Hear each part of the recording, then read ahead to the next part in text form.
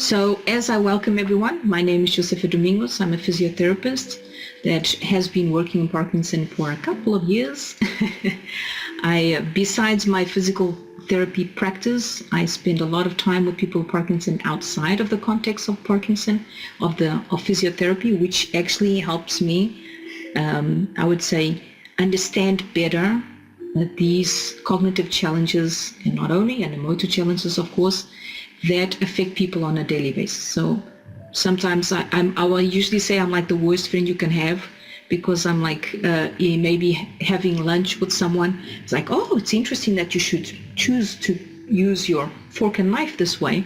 So everything is about a learning point, and above all, it's about finding solutions. And we need time as health professionals to be with people with Parkinson's so that we can be a little bit more creative in the solutions that we have. And next to me is John Dean. Hello. I don't know how to follow that up. I'm a speech language pathologist. As you can hear, I have my cold, so I have my very white voice today. And I work exclusively with individuals who have Parkinson's and practice in this area. So there's a lot of kind of boogeyman topics around cognition. So we hope to dispel some of that stuff and really get into the nuts and bolts of what's going on and how you can address it. Our goals for today is really for us to focus on helping you recognize common things and difficulties and challenges that people might have with cognition on a daily basis.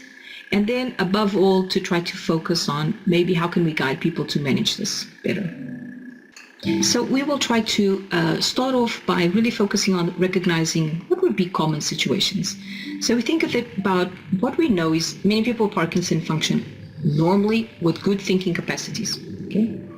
However, while forgetfulness may occur with normal aging, more serious trouble with attention, with thinking, with memory can occur as the person with Parkinson progresses with the disease, right?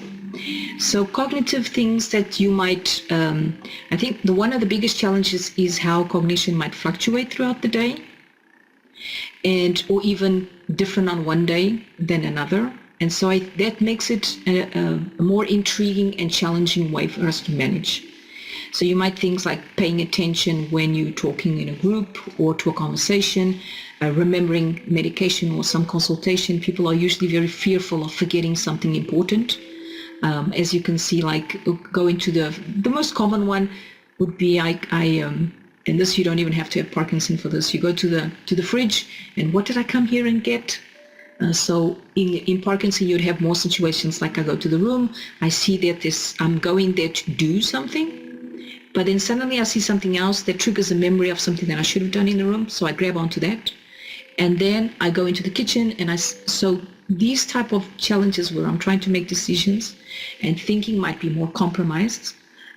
Following complicated conversations, maybe if people are talking too fast, it makes it more challenging for the person to follow. Planning events, organizing a busy day. So these would all be examples. And what's important to know is so how are we looking at this? And when I say we, it's like scientific community, clinical community. We organize the information so that we can help you better guide the interventions that are relevant. And these changes are usually in 4 different cognitive domains.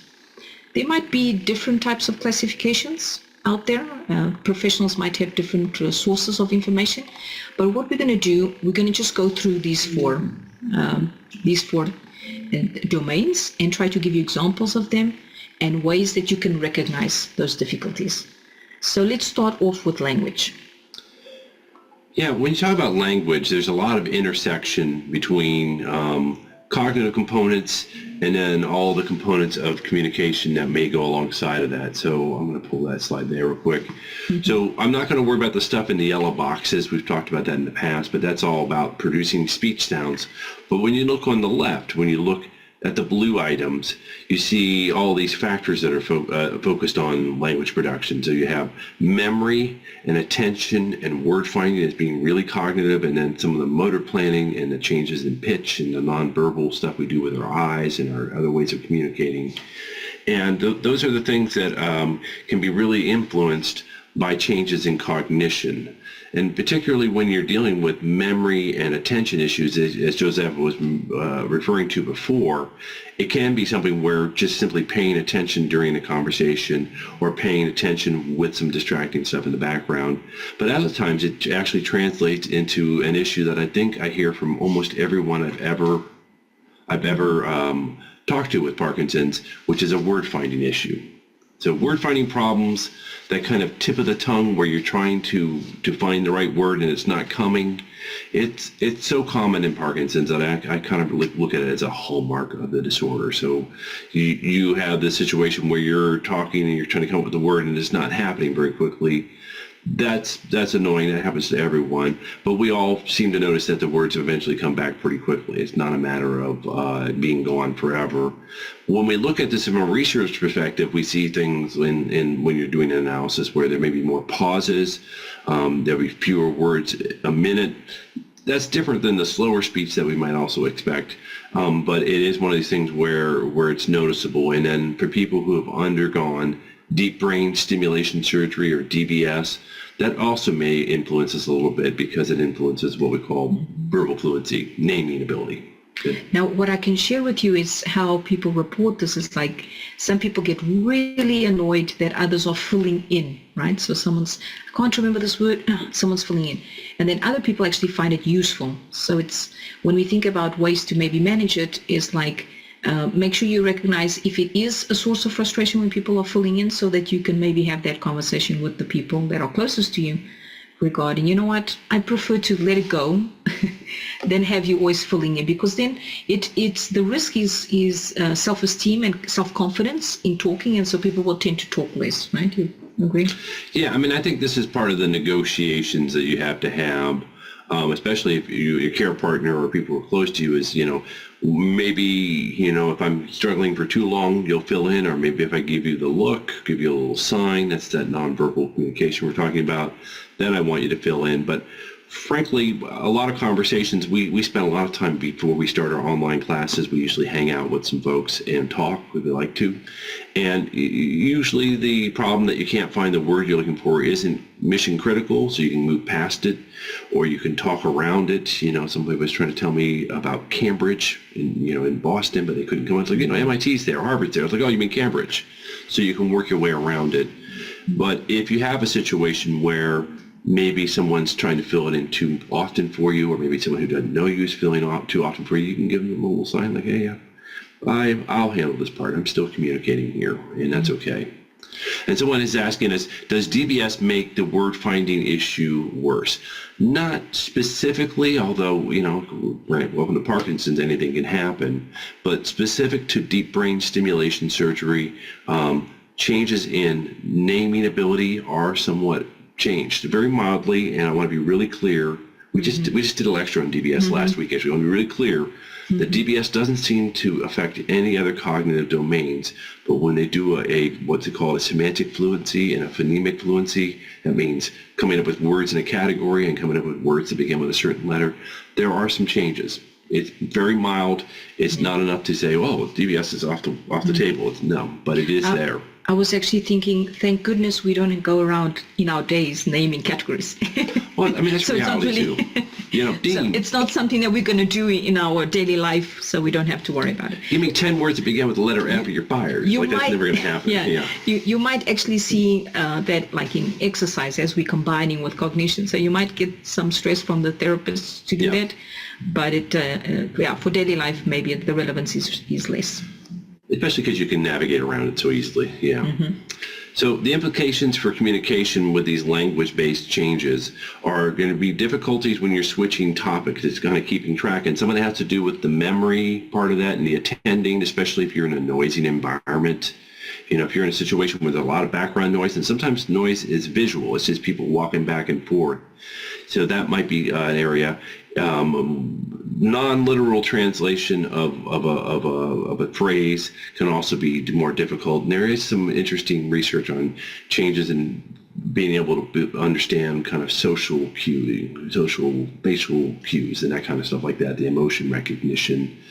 If you're dealing with any kind of secondary issue that often happens with Parkinson's, such as depression or anxiety, or you have some pain, that'll be distracting, and it'll also influence your attention.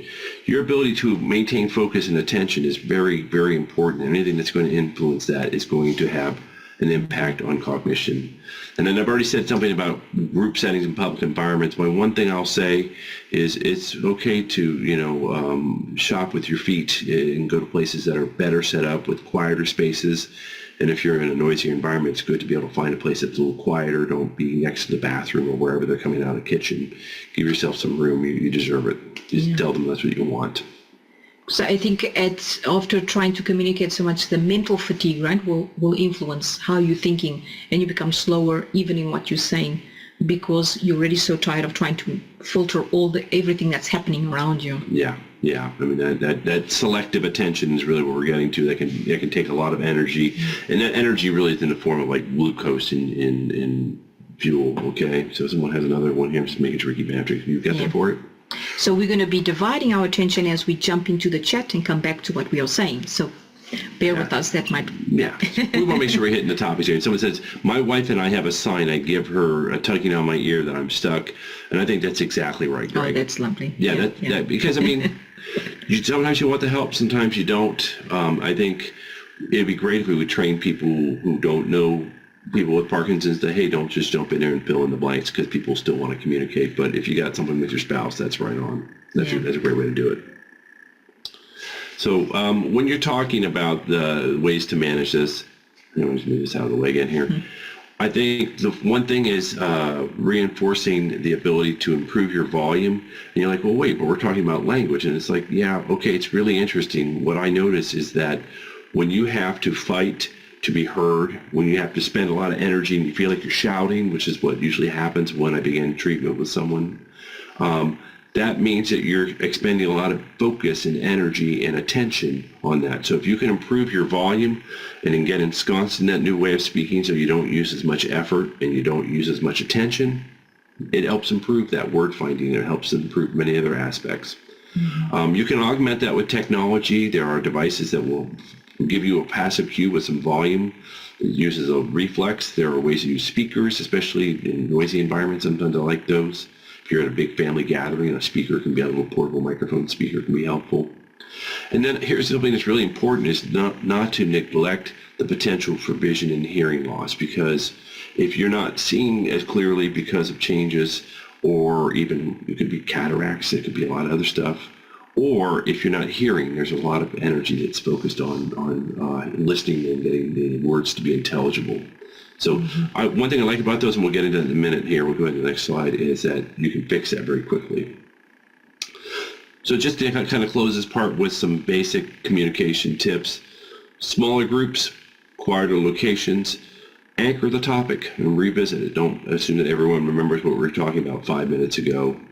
And this is one that I think, again, Josefa came up with when she in these coffee shops, is very much the culture here, and people have something they want to say and they're afraid they're going to lose it or they're not going to be able to say it fast enough. Recognize if you're a care partner that your spouse might have that anxiety to make sure they want to get it in there before they forget it or it passes by the conversation, so that anxiety to say something quickly can be part of the conversation problems. It will be common for people to say, like, I go have lunch with my friends and then they talking, and by the time I try to get in, I can't remember what I'm going to say.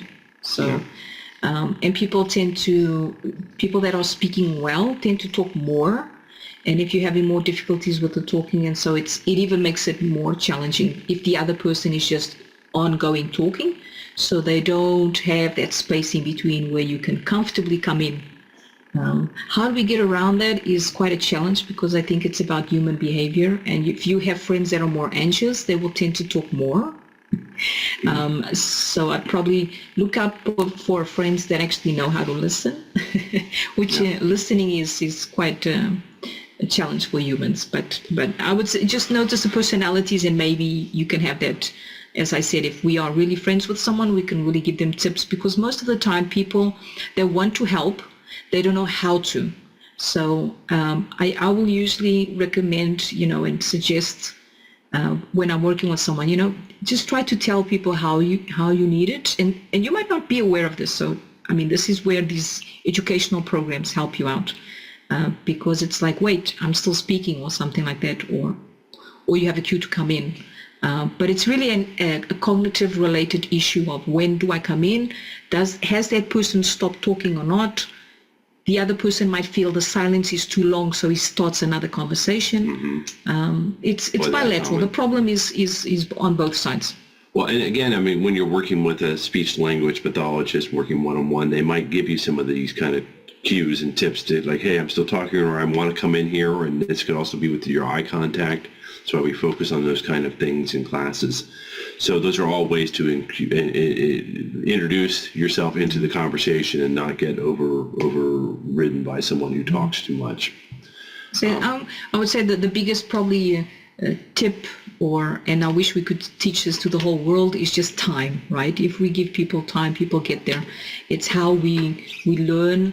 It's how we live in every activity. And because the world at this moment is so fast, everything is fast. You go to the supermarket, they want you to tell them quickly what you want, right? Or to pay.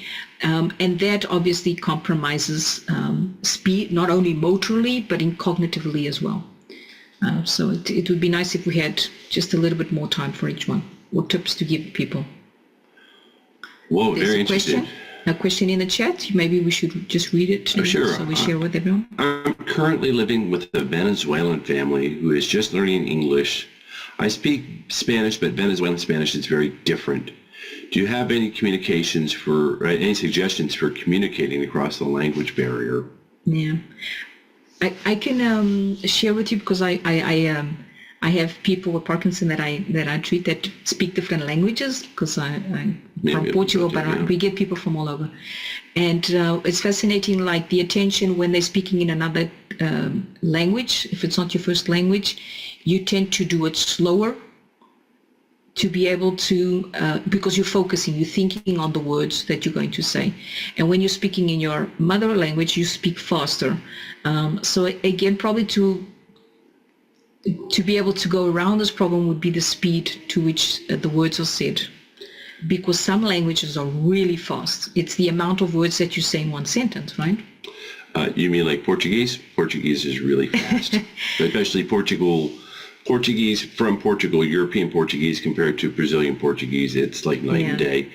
Part of the thing, what she mentioned was speed is a very good one. And speed is not just the amount of words that is being said, but if you're processing words from another language, I always tell people to kind of bring out their inner Barack Obama and add a lot more pauses. And that gives your brain a little time to catch up. Actually, I should talk like this for the entire lecture because it's already easy. I can see people, yes. So those pauses help as well. One thing I notice again for Portuguese in Portugal is that the mouth space is very close, and so sometimes they get a lot of shh. So if that's really throwing you off, that's not necessarily for Venezuelan Spanish. That might point you towards some hearing issues, and you might want to address that as well. Spanish and Portuguese are very similar, so but I think it's the way we also use the language that will probably make that difference between two countries which you speaking Spanish, but it's differently processed. The amount of openness of our mouths. Yep, absolutely. The final piece on that, when all else fails, louder is better, and that's also part of the Parkinson's conundrum, is that most people with Parkinson's speak a little quieter. So louder is better than speaking so slowly that you're distorting the way that you say words. You want to slow it down, but you don't want to slow it down and make yourself a caricature of the ugly American, right? It's not easier, just as it's not easier to walk super slow, it's not easier to talk super slow, and it's not easier to understand. I would give the example of British English and American English. Yeah. There you can see the difference, right? Yeah. Yes, and also American English from like Louisiana versus American English from like Chicago. Yeah. Someone said, why avoid asking direct questions? And this is one of these things, especially if someone's a little anxious, if you put them right on the spot in a public environment, you might highlight that they can't come up with the word very quickly. So it's one of these things where you're trying to reduce pressure. You're trying to keep things natural. So it's like, hey, Bob, remember that show we saw the other day? What was it called? If Bob doesn't have that show like lickety-split, that might make it more nerve-wracking, and that's why we say that. It's a bit of a judgment call. If it's someone you're very familiar with and comfortable with, you might not have to do that, but you shouldn't be turning conversational opportunities into training opportunities or practice opportunities. You should be interacting with people. You should be conversing with them. So we kind of hit this. I just want to say this real quickly. Okay, let's move on. The easiest thing you can do to improve your ability to communicate is to address any hearing loss and any vision loss. But again, we've gotten into and that has been studied to correlate with cognition as well. So it's an important factor for us to always reinforce. Just make sure when I say that, because usually people come into my clinic and they go, oh, my wife needs a hearing aid. I'm talking the way I always do. It's like, no, that means both of you. Both of you should have your hearing checked, and both of you should have your vision checked. So. Okay, so then we jump into the other category or domain, and that is what we call executive functioning. And this has to do with several different things. It has to do with our planning capacities, our organization, being able to judge how, where I'm going to go, what decisions I have to take. So, and it relates a lot to things on daily life, like you can see in the picture, which is getting to the fridge, as I give that example. Obviously, this will happen anyway to other people. If you're really tired, what happens when the person is going to the fridge? Lots of things can happen. Either even your thoughts could be distracting. So you're thinking about something else, and once you think you're sitting on the couch, and you think, I'm going to go get an apple. So you walk into the fridge, and then somebody asks you something, right? And that could be enough to divide your attention, and you are focusing on what you just answered, and once you get to the fridge, you don't remember what you're going to go get. So it's retrieving that information that also sometimes becomes slower and becomes more compromised in Parkinson. So you might have these difficulties and let me just give you some examples. So this is a gentleman in our clinic where we work, and as I'm coming through the door, I quickly took a picture because I wanted to see how he was going to react. Again, I work with people for many years, the same people. Years and years. Ongoing. More than a decade. So it's more than my patients and my friends, and so they give me this opportunity to take these films and stuff so that I can share with you. And basically, I was going to see how he was going to react. What would he first do? Because he has all things all over him, right? So would it be, we have to make decisions when we're going to get up. We're going to either choose to put the cup down, because probably the logical sequence is put the cup down first, because that's the one that can spill, and then grab the two magazines and then put them on the side to get up, right? And sure enough, actually I didn't film this, but it's a pity, the gentleman just stood up quickly and everything fell to the floor, right? So these are situations where by focusing on wanting to say hi and to stand up to say hi, because it's a cultural thing, people will get up to say hi, those steps were missed. And this is what we call planning. And then here's another example. This one's actually a video, but it's not so much about the intervention. This thing that is going around the gentleman is actually intervention, which is called the duodopa, and which is connected to your gut. I think that's... Yeah, we call it duopa in the United States, but it's the same thing. It's an enteral liquid levodopa gel form. Yeah, so two situations of risk that I identify here, which is the gentleman just leaves it hanging, so that's a risk when we have these type of interventions. And are we sure that people really understand those risks and risk behaviors? And then the other one, what you think it would be? It would be, putting on your shoes maybe in that situation is placing yourself. Yes, you might feel comfortable. I have lots of people, I've always done it like this. This is a very common sentence that I hear. And I said, but did you ever think about what will make you change the way you're getting dressed, how you're putting your pants and how you're putting on your shoes? What would make you change? Usually is when something happens, right? So maybe a person will have a fall when he's putting on his trousers and decides maybe it's time for me to do it sitting down, right? So it's sometimes that's reflecting about what would make me change. And if I'm aware of this knowledge that we share with you, it's not supposed to, or it's not intended to leave people with more anxiety about problems that might happen.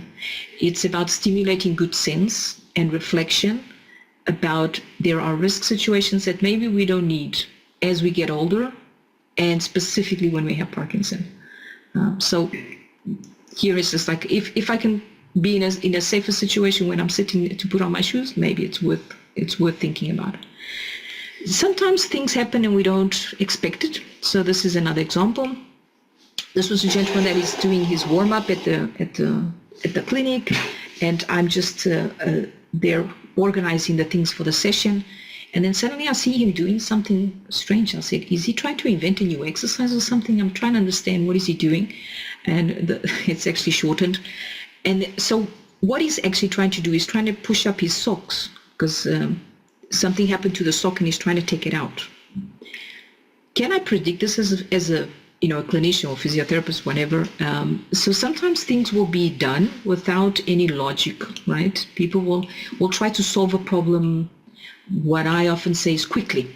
There's something happens, and because we're more challenged to take decisions, we want to do it quickly, and then sometimes doing things fast is usually the enemy. Yeah, more dangerous for sure. So in situations that we are familiar, this person does treadmill training 3 times a week. There's absolutely no reason for me to think that this would be unsafe. But again, there you go. A wrong decision could be enough for placing the person at risk. Yeah. And then being attentive to cues sometimes also helps. So this is a gentleman that came into the clinic, and for some reason on that day, he decided to drop his bag before we get, so the room is where we're going to work is the blue floor there. Yeah. And so he brought a bag of oranges that he was going to give me, and he decided to leave it like this on the floor. And as I'm going into the room, I take the picture.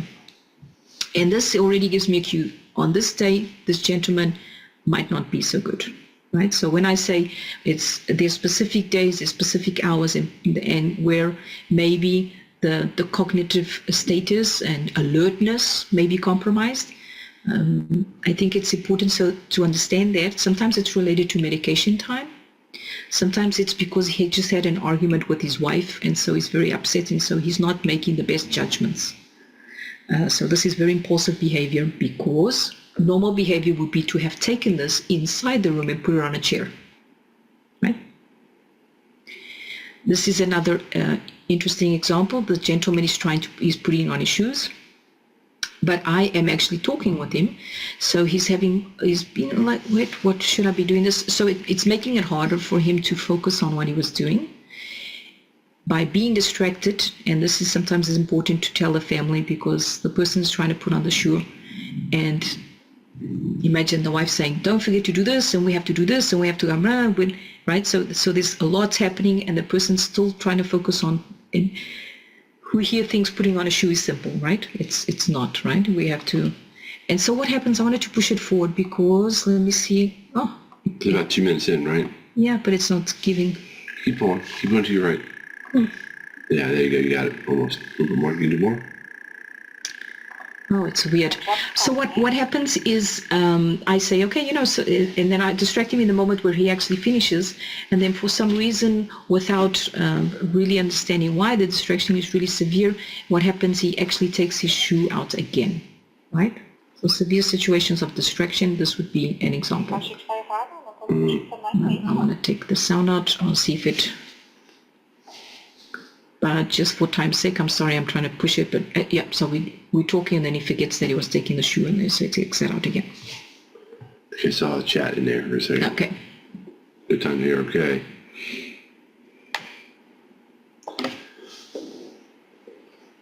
Oh, someone talking about trust. So I do not always trust that I have thought through all the factors in making a decision. And my wife and I put a $300 limit. I thought that said $3,000. I was like, whoa, you're doing great, on my purchases so I don't miss anything. And I think that's super valuable, just because it can happen to anyone. You can get into a situation where either you're not paying attention to what the bill is, and you just, or you can kind of be on a tangent and be like, oh, I really should get this, Ronco product thing. Or just the example that I give, it's in the time that you're paying, someone distracts you, right? And it's not like the other person's on purpose distracting, like I was doing with the gentleman that was training. I was doing it on purpose. Yeah. But things happen in the environment that you do not control, right? A phone rings or something at the same time, and yeah. Yeah, well, But if it's a strategy that organized together. I think that's interesting. That's good. Yeah, no, I mean, again, I think it doesn't surprise me that he has he's solid on that. Also, just on that topic with certain cards, I think credit cards have more protection than a debit card, so you might even consider in that kind of situation as well if it gets stolen or there's any kind of theft. But moving along, this is not really very Parkinson specific. I think the decision making, like in finance, is probably one of the ones that worry people most, because I'm trying to pay $20 and for some reason I put $200 by mistake, right? So Bunch of zeros in there. And so the other area which is also interesting is called visual spatial deficit. So it's like how we perceive ourselves in space. And I love this example here. It's just like, if you ever want to train to improve this, I think this would be a good training gym. It's like, can you imagine training gates in the middle of this? Yeah, it's like either it would completely frustrate you or you would be really stronger, right? Remember, training when it's hard, it makes us stronger. So this just shows in an exaggerated way what this might happen on a daily basis, where when we have those problems with analyzing space, small spaces seems to affect my walking, people usually say. And so people are focusing like maybe this is lack of strength, this is my legs, this is, we're always guided to motor problems. And no, it's actually related to this being able to assess your body in space. So these visual spatial changes are one of the main reasons for people to have the phenomenon called freezing of gait, so the feet being glued to the floor. The person comes close to the object and then throws themselves before, so it's almost like 2 or 3 steps are not done and the person throws. We are actually training this here at home. And I would say, so analyzing how many steps do I need to get to my chair, sometimes that is compromised. We do this automatically, and now of course, because in Parkinson our automatic pilot is compromised, so these decisions that are supposed to be very fluent are not happening, and you might have those issues. It's very interesting to see different cultures doing exactly the same problem of getting close to a chair and throwing themselves on the chair. Okay, so the message here would be, sometimes it's not only physical, it's a cognitive issue that's identified. This is another example of, being able to take decisions about space. The woman is taking things out of her purse continuously because she's looking for her keys, right? That's another issue. It's like people keep forgetting things. Where did I leave it? And that's a source of stress. And then sometimes you get more anxious as you're looking for it. And so you see it less, right? I'm looking for my phone and it's in my hand, right? So in this case, it's just an example about she just kept putting things and things were falling off, and the speech therapist was trying to control the situation. This one is particularly interesting as well. So sometimes, at least this is a frustration usually from the families that he's never sitting right. And this is also related to this being able to position myself. I think I'm in the right position, but I'm not, because my brain is telling me one information. And so it's like it's giving you the wrong information because of the rigidity and the slow movement. And so decisions like this, the gentleman is literally sitting in between the 2 chairs. He's lucky he has 2 chairs there. Yeah, otherwise he'd be off the side. So I think one of the strongest ones for sure is attention, which crosses over with what some of the things we talked already. Yeah, and I think this is something that is, again, very Parkinsonistic, is changes in kind of a frontal lobe kind of issue, where the ability to maintain focused, selective attention is impaired, and that means someone's talking to you, you're having a conversation with them, and it's something important that's happening in the background that takes that away. Sustained attention, especially if you're dealing with any kind of fatigue or daytime sleepiness, and then divided or alternating attention. And I think this becomes very important when you're driving. You have to make sure you're focusing on what's happening in the road, but maybe there's something you're trying to attend to. Hopefully no one's trying to talk on the phone in the car or something like that. So those are big areas, and these are all areas that are definitely impaired a little bit in Parkinson's. Many people not to a point where it becomes a serious problem, but occasionally. Yeah, and you'll see we probably won't, this relates a little bit to memory as well. right? So people are able to memorize. That's in this case, sometimes we have to make sure that the information went into the brain. Yeah. So which means if you did not, this is a good example of the keys. He's trying to put on his shoes and the wife says, don't forget to bring your keys. Because the person is struggling so much with putting on the shoes, he might not hear, and so he might automatically answer something like, okay, dear, okay. Yeah, whatever. That's couples, yeah. right? Yeah. And so... Not that. And so what happens when he gets outside? Oh, I forgot the keys, right? So it's not, and then the person might be thinking, my memory is being reduced, is being affected, and it's actually the attention that's behind it, okay? Yeah, if you can't imprint it, you can't make it a memory. If you can't. And one of the areas that I think is most concerning about this, the way that attention affects your posture, and when you are doing the slow movement as well, if you are dividing your attention or alternating your attention between two different tasks, it will be your movement will be compromised, your thinking will be compromised. This is based on research, things that we know. But the truth is, specifically in Parkinson, the things that we relate to doing two things at once is being able to keep upright while you do something else, which is actually what? Daily life, right? Let me just put this play. I'm going to take out the sound, even though he's talking in Portuguese. He's on the phone, and the gentleman can't stand upright completely, right? And he's just listening. Sometimes he's taking a note, but he's listening, and this affects his posture. And then finally, when he's finished the conversation, he just is exhausted, right? So it's the wrong decisions we make that he has to sit down immediately. And remember, he had the two chairs like that. So, so I think I want to highlight is that things that we wouldn't identify as being dual task, right? Or doing two things at once, because the easy solution would be, okay, so I'm just going to stop doing two things at once. But unfortunately, when we are talking about two things in Parkinson, is being able to keep your balance, being able to continue moving, being able to keep your posture right while you do other things, like, for example, talking and walking, right? This is the best example that we have. You will see, and it's as they are talking more, they stop.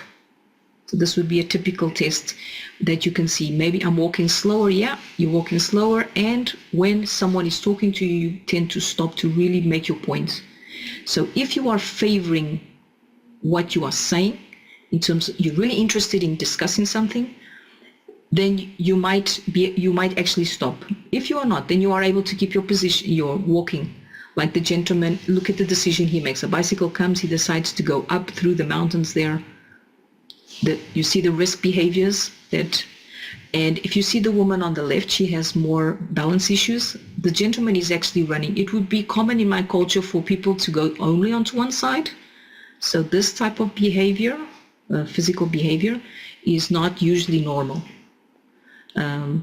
We wouldn't occupy this. She doesn't even notice that the other person is running. And this is floor that makes a lot of noise. It's it's gravel. Gravel. Yeah, you can hear everyone come up there. Yeah, but right in front of a beautiful aqueduct that covers the city. So it's a nice example about perceiving your environment when you're really focused on a conversation, and she really was focused on the conversation. And this is where, we talk a lot about the effect of just having something in your hand is enough to affect your walking pattern. Your phone, even, yeah. Yeah, just, having it there, not using it, just holding it. Yeah. And it usually, and we have lots of strategies that we teach people. Focus on your feet. When the therapists are telling you, let's try to do walking and focus on your walk, but that requires cognition. So when people are teaching you, you have to count your steps. You have to put your heel down first. That requires cognition, and so it will exhaust you more, and it doesn't become more spontaneous. Now, I'm not saying not to do it. Mm-hmm. I'm saying that helps you do a better walking pattern. Just being aware, I'm just highlighting that it does make people more tired. So, especially for the family that might be here listening, is if the person is always focusing on putting their heel first, counting their steps, it requires a lot of cognition, and that will bring on fatigue. So it has to be, maybe we reduce the talking and we focus on the walking. Okay, so this could be a whole talk on its own, but let me just go into other examples. We mentioned slightly about driving, and driving is a lot of mixture of visual, spatial as well, being able to park well and understand the car going more into the middle lane. If you have changes in how you're perceiving yourself in space, that might be an issue. And what you see on the right is a gentleman that decided to drink coffee in a mug that has no cover while he's driving, which was very intriguing to me. But John explained that this is a very American thing, and so, that may or may not be my dad, so maybe I'm a little acclimated to it, but yes, but it's common enough, maybe. Again, it's things you don't think about because it's things you do always, right? Yeah. And so it's just, now it's not becoming obsessed. Now I'm going to look at everything that I do and see if I do it well. It's things that you are able to control and change. It would be worth the while looking into. Yeah, I got him. Don't worry about those. Yes. Okay, so if everyone's doing okay, we're going to jump quickly into focusing maybe on how would I approach this problem with cognition? How can I have a plan here? And we did create this plan for you. You will have access to the slides after. Yeah. And the idea was to organize this into some steps, what would make sense. And the first one is what we just did, is helping you be able to recognize symptoms and changes that are related to cognition that maybe you didn't think about that it's cognition. Hopefully without inducing any type of panic or frustration, right? It's again, it's observing and trying to change what we can change. Then it's also give the knowledge that it's very important for people to understand that in Parkinson, we know it's a progressive disease. It's a slow progressing disease. So what we expect is the person having more difficulties, but it's commonly considered slow. Yeah, there are, however, situations where you have what we call crisis situations. And sure enough, in cognition, this can happen, which is if the person is doing well, daily activities, all good, and then suddenly there's why is he so confused at this moment? Imagine waking up, someone wakes you up in the middle of the night or something and says, you have to do this. And even without Parkinson, there's an alertness moment that we don't know where we are or who we are, right? So this is confusion. And it's an extreme situation. But it's in situations where you have changes in sleep, you have some changes in medication that might cause changes in the environment. You moved house and now you don't know where things are, and that is a source of stress, anxiety, cognition, right? Stressful situations, we don't have to say a lot because we know how that just watching the news is stress enough to mess with anyone's head. And then the most important one would be sometimes there is an underlying cause like an infection. And imagine a urinary infection, a dental infection, and sometimes you don't even notice it because there might not be symptoms, but that is enough to alter the whole body system. And so you might have things like these crisis situations popping up. Right? I would say that, when I worked in more environments, like facility environments, an infection coming up with a UTI, like you're saying, it would just pop up overnight and you'd see a real quick change, and it would be like, oh, we're going to check the blood work immediately and see what we see, because that's very common. Yeah, I'll tell you, like the people that I follow for many years, it's like, oh, the doctor gave me these little things to put for my saliva, these drops. Yeah, atropine. And then I got home and suddenly there were so many people inside my house. And I got confused. There were so many people. What he was having is an hallucination. Yeah. So, and that was related to the medication. And he managed to contact the doctor, and the doctor called him, no, stop it immediately. Yeah. So it's worth just understanding that if anything that is an acute sudden change should be questioned. Wait a minute, what happened that made this happen? Yeah, Parkinson's is gradual and incremental and insidious, and it's not something where one day I'm doing great and the next day I'm not. That's not the more. And the best way I think to handle, because people say, what can I do to keep Parkinson, managed and controlled? And I think is this being able to identify these crisis situations so that you can act quickly, because sometimes people have a problem like a urinary infection or some problem, and then what happens is they have a consultation only 6 months after, 6 months is too much to be handling with hallucinations. Can you imagine what that does to the brain, right? So it's very important for us to be able to empower you to know this. So making things, identifying here things that make it worse is also key knowledge. Knowing that if your anxiety is worse, your depression or stressful situations, that means it can have a direct impact over cognition as well and could be an underlying problem. And then the dual tasking that we talked, the fatigue we've mentioned before, and medication. And also being inactive. So the person's on the sofa and you're drowsing between watching a movie and falling asleep, and then suddenly you have to go do something quickly because someone stressed you to do something and your cognition's impaired and you are unable to do it. Okay, so thinking on our plan, it's just quickly passing through, know that there's professionals out there that can help you. If it makes sense, you'll discuss this with your neurologist, because there is neuropsychological testing that people can do. Is it relevant if I don't feel any problems to do or not? That is a very personal question, because you will have professionals that will recommend it so that you have a triage, but at the same time, it's also a source of stress. Mm-hmm. It's a long battery of tests, and so I think if it makes sense to you, discuss this with your neurologist, because it's an option that you can have. You might encounter something like this though with a speech therapist and occupational therapist. This is a quick plug and screen. It's MOCA, but yes, neuropsych testing is a lot. And as a clinician, it's important just to identify which of those visual or working memory or executive functioning. That's how the test is divided, so that when we use it in exercises, we are guided to use the right things and not just use the alphabet in reverse kind of situations, right? So things or evoking words, problems that wouldn't be relevant. Okay, so I think we're just going to jump into quick interventions that maybe, I think it's important for people to be aware of things that exist.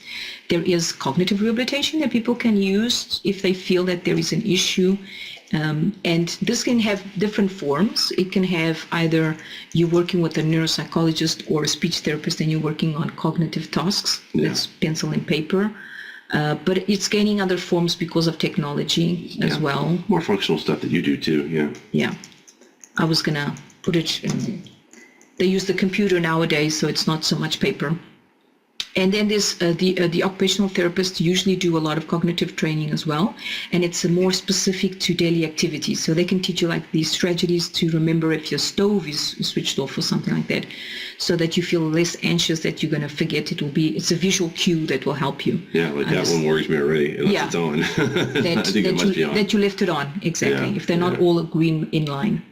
Or they can help you go through like things in your house that you can make, that can help you organize better, and so that you're not always looking for the things. It seems obvious, but sometimes it's not. It's having an outside look at how you are doing things, and someone that can give you tips and strategies. I think a home evaluation with a physical therapist and or an occupational therapist is so valuable. Yeah, because you can they'll see things and they'll have a quick view of what's really possible to make it easy that doesn't necessarily upend your world, or it's really valuable. And they can train those activities, to be able to break down it into simpler tasks as well. Of course, we cannot underestimate the power of exercise, and you hear it everywhere. What I would say in terms of exercise, what's interesting is how we need to know, and some studies already showing this, that specific type of exercise would improve specific type of cognitive function. So it's interesting to see that in this paper that said aerobic exercise had more focus on memory and executive functioning, and planning, and coordinating exercise had more on speed or process, being able to quickly shift from one thing to another. But all exercise had global improvement had improvement in global cognitive function, right? Yeah. So in doubt, exercise. Mix it up too, maybe. And so exercise would be something like aerobic would be treadmill training. These are all the ones that have been studied for cognition. Tango, you have these cognitive games now with the Wii Fit and all the others that are coming out. But I personally would say training with someone that can add in the cognition into the activities that you're trying to improve is important, because I can repeat over and over with someone how to sit and stand, but it will not stick if the person is not adding in cognitive tasks. Why? Because that's what happens in daily life. I'm sitting on the couch, the doorbell rings. I'm not going to be focusing on putting my feet back and bending forward. I'm going to be focusing on getting to the door as quickly as I can. So there is an interference that has to be trained. And that type of stress when the person is doing those activities is important to also train. Okay. And we're trying to figure out how to do this better. So basically the gentleman, when he gets something wrong, I just push him. So we're learning by negative reinforcement. It works well in my country, don't worry. Yeah, Portugal. And of course, our last note would be to just also alert for the fatigue of dealing with cognitive challenges, and not that the families might get more frustrated and fatigued. And I think it's worth knowing these strategies for both, so that you can do a nice teamwork around it. Yeah, I think there are care partner groups through the Parkinson Association of the Rockies, and I know they have a social worker on site. So it's like there's great ways to get some help, because it can be a lot of burden for sure. Because I usually have a couple, so that one would complain about something, the other one complains about something, and they're both right, you know? Mm-hmm. It's just not understanding that the person takes longer in the morning and that maybe the medication is not working well. It's like, he does this on purpose. He's never on time. It's like, no, it's not on purpose. It's actually, it's not even motor. It's really the planning. He takes so long to get dressed, and it's like, it irritates me. So I hear all these complaints all the time, and I try to manage that. So, yeah. Well, that's, again, where a good OT would help you set up your house so you don't have to plan everything. You have everything laid out for you there. So we did want to leave a little bit of time to answer some questions. I went ahead and did a Q&A with us and make sure that we actually answered what you were, what you might be on your mind. Did anyone have anything that we've been doing through the chat as we go through? Anything specific that would come to mind? Was this useful? Yes. Okay. Good. Thank you. This is it's always a challenging topic, because what we go through is very personal, but hopefully we can use these examples to make you think better. We'll read it. Yes, about if there's benefits in doing the cognitive testing.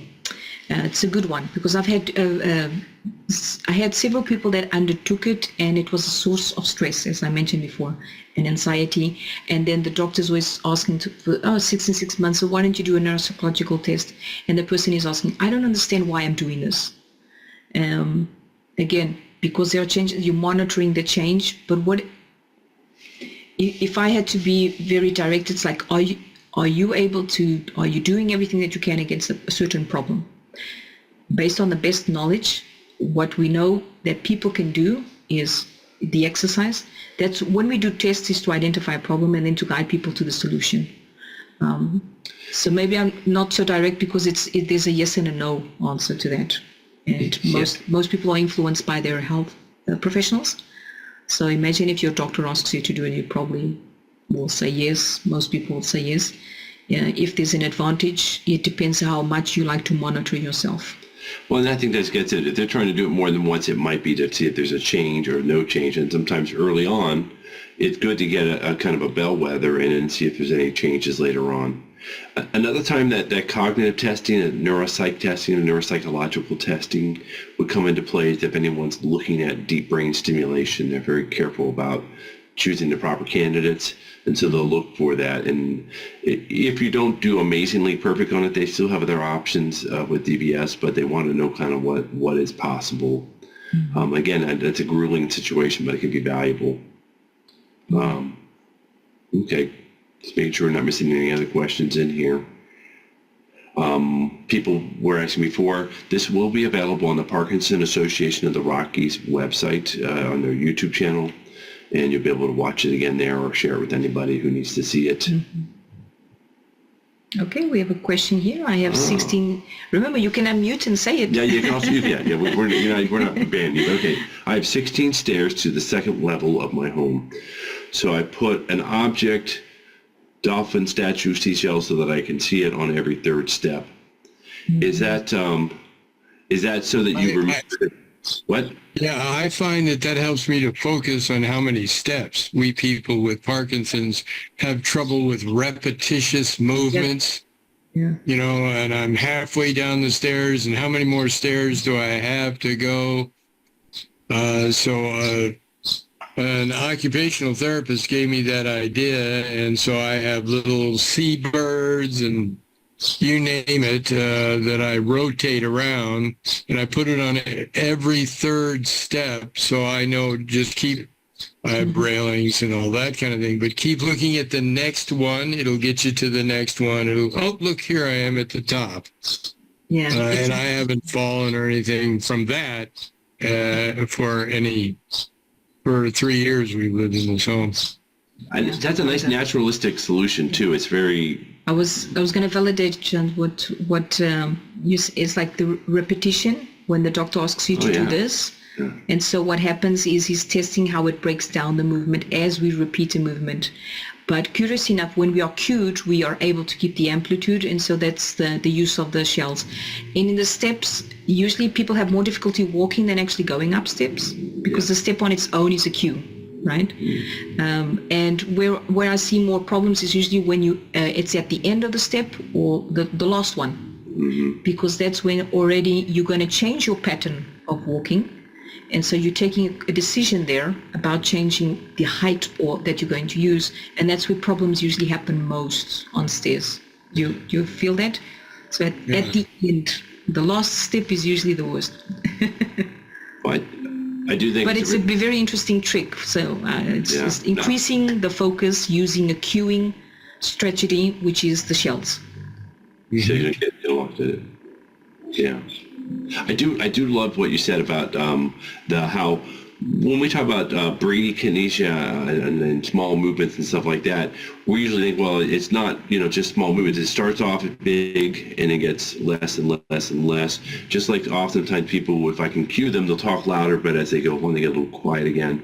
And that goes back to the attention component that we were talking about at the very beginning, where you have to use some level of attention to remember to be louder. That's why you try to do treatment that gets you ensconced, so you don't have to think about it, and that it frees your mind up to do the other stuff. Yeah. When we train this adding in cognition, we are actually training you to be more resilient to interference. Yep. So it's not that we want you to be able to juggle balls and be on one leg. That's not relevant. It's so that you are more resistant to the interference. When you are doing two things, you don't tire so much. You don't have to have so much effort. Yeah. That's the relevance of training to dual task training. And we have, Julia says, most often we have to educate doctors about these things. That's true. These details about these examples that I give you about in daily life, I think it's a time issue. Doctors they have lots of patients with the same disease, but they have short periods of time. So do we really have time to, in a consultation, to say, you know what, I wake up in the morning and sometimes I feel confused, or I go into the kitchen. So you're right. I think it's not explored enough, but so it's good that you're able to identify it through these educational programs and then take it to them. It's important to share. I take it, yes, that's everything you said, and I would also step in and say that also that's why I think it's valuable to work with a movement disorders specialist, and that's a neurologist with special fellowship training in Parkinson's and other disorders. They just have a little more firepower. They've seen a lot more people with the disease, and that helps them really say, oh, I've seen this before, or I know about this and I know where to address it. And if you don't know where to find one of those in Colorado, I think you should call the Parkinson Association of the Rockies. I think the number hasn't changed. It's 303-830-1839, but you can just go on their website and find it. I've been there a million times. I love the Parkinson Association of the Rockies. I've been gone there. I've been out of Colorado for a decade, but yeah, here we go. But I will say call them there, and if you're also looking for other healthcare providers, such as a speech-language pathologist or a physiotherapist or an occupational, call them, they'll know where to go. So they'll know where to send you. Yeah. So, all right, folks, if you have any more... Not to be rude to Kevin, where is we work online and we do these educational programs. But you're welcome to come visit us in Portugal. Come visit us in Lisbon. we do have people who come by and hang out with us for a little bit or do retreats, but otherwise find someone in your hometown. Everyone wants to have a relationship with a local clinician that they can go back to over and over again. You want to build that relationship. It's important. But if you do have any question that we can help with, please reach out with us by email. It's always knowledge when people complain about it. It's good for us to get to know those. It's more examples for the next talk. Yeah, we're always learning. So, Okay, so All right. thank you everyone Excellent. for coming in, for staying in. Yeah. And we hope that this was helpful. Was. All right. Thank you, folks. Have a good night. Thank you, everyone.